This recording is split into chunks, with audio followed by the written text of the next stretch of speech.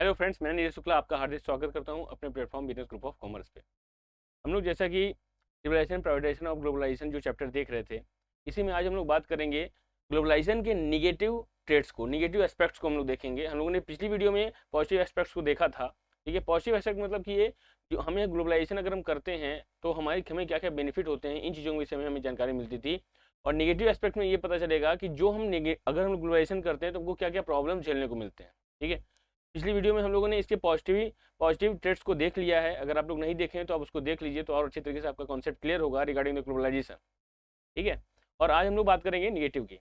देखिए जरा, निगेटिव का मतलब क्या होता है। निगेटिव मतलब हो सकता है, बोला जाता है कि ऐसा करने से हमको क्या हानि होगी, क्या हमारी वाइस होगी, क्या हमारे डिमेरिट्स होंगे अगर हम लोग ग्लोबलाइजेशन करते हैं तो। क्लियर है।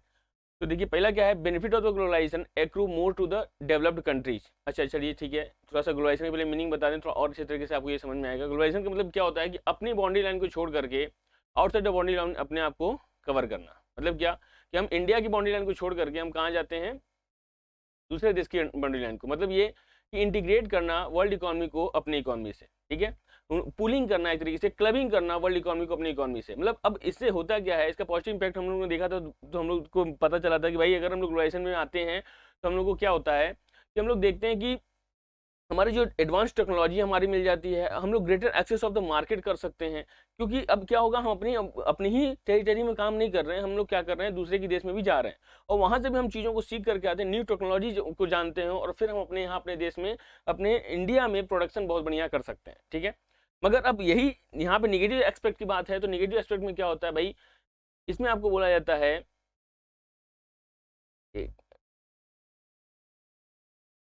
निगेटिव एस्पेक्ट में देखिए आपको क्या मिलेगा।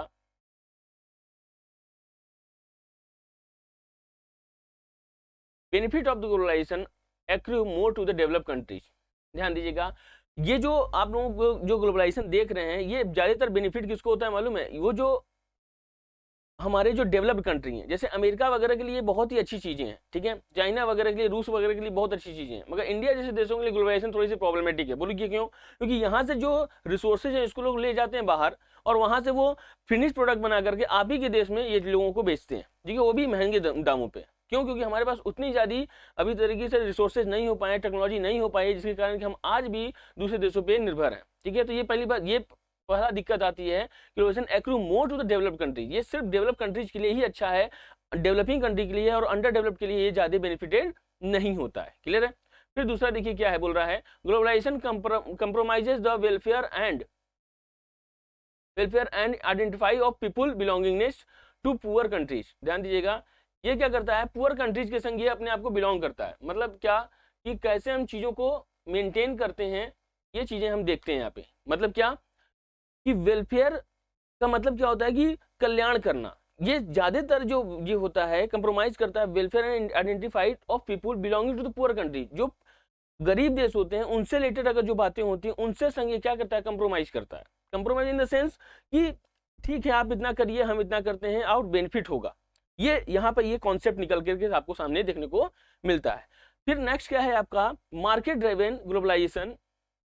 ठीक है, increase economic disparities among nations and people. ध्यान दीजिएगा, मार्केट जो करता है, ये ग्लोबलाइजेशन का मतलब ये है इंक्रीज करता है इकोनॉमिक डिस्पैरिटीज। मतलब कि एक बहुत अच्छा कंट्री और एक बुरा कंट्री, इन दोनों के बीच में क्या करता है, ये नेशन और पीपल को पिसते रहता है ग्लोबलाइजेशन।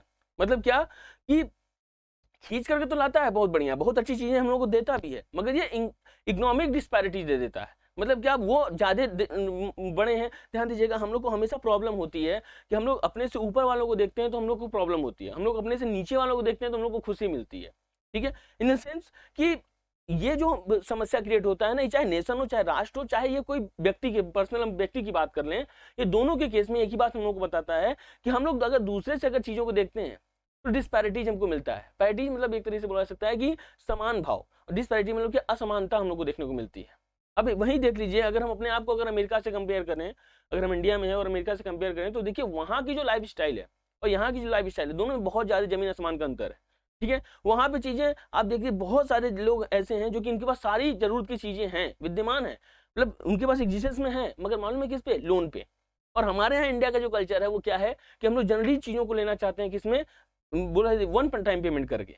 ठीक है। तो ये सारी प्रॉब्लम्स जो हम लोग देखे, जो निगेटिव ट्रेड्स है ग्लोबलाइजेशन का, ऐसे ग्लोबलाइजेशन ये बुरा नहीं है। हम लोग अगर दूसरे के देश में अगर जाते हैं तो हम लोग को बहुत बेनिफिट मिलता है। इससे क्या बेनिफिट मिलता है कि हम वहाँ की चीज़ों को, कल्चर को और चीज़ों को सीखते हैं, वहाँ के लोगों से हम लोग क्लब होते हैं, और जो भी हमें जो नेक्स्ट चीज़ें होती हैं निकल के सामने हमारे लिए आती हैं। बट ग्लोबलाइजेशन के ये जो हम लोगों ने जितने भी नेगेटिव एक्सपेक्ट्स देखे हैं, ये सिर्फ और सिर्फ ये बताया गया है कि नॉर्मल लोगों के लिए ग्लोबलाइजेशन ज़्यादा उचित नहीं होगा।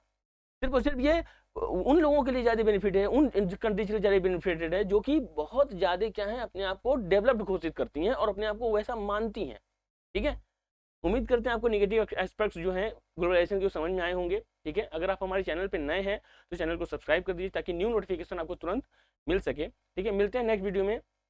अगर वीडियो पसंद आई हो तो शेयर करिए अपने दोस्तों के संग, और अगर कुछ एक वैल्यूएबल कमेंट हो तो हमको दीजिए, जो कि और बेनिफिटेड हो आपके नेक्स्ट वीडियो को अपलोड करने में। ठीक है, मिलते हैं नेक्स्ट वीडियो में, तब तक के लिए धन्यवाद।